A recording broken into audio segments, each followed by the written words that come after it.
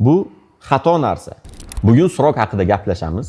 Ko'pchilik mijozlar mebelchilarga buyurtma qilingandan keyin ko'pchilikning og'rig'i surok. O'zi surok qanaqa hisoblanadi? Qaysi kundan boshlanadi? Qanaqa hisoblanadi? Shu haqida gaplashamiz.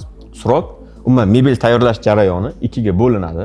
Bu mebelni kelishuv jarayoni va mebelni ishlab chiqarish jarayoni.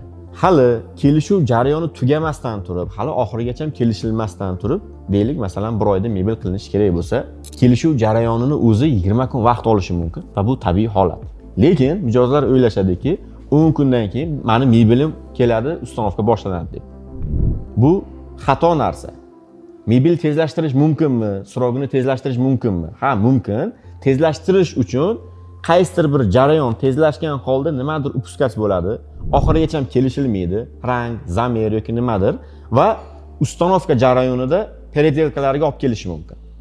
Shuning uchun kelishuv jarayoni hammasi bo'lib o'tgandan keyin, hamma narsalar detalli gaplashib kelishilgandan keyin mijoz qo'l qo'yib beradi.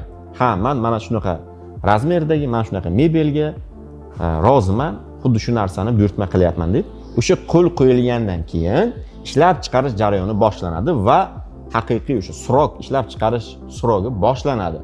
O'shandan keyin mebel tayyorlanadi va ustanovkaga olib kelinadi. Keyin mebelning murakkabligiga qarab turib yoki ob'yomidan kelib chiqqan holda, masalan, deylik, kuxnya bo'lishi mumkin yoki podключ obyektlar bo'lsa, bir nechta xonalari mebeli bittada ustanovka qilinib, tugatib chiqib ketiladi.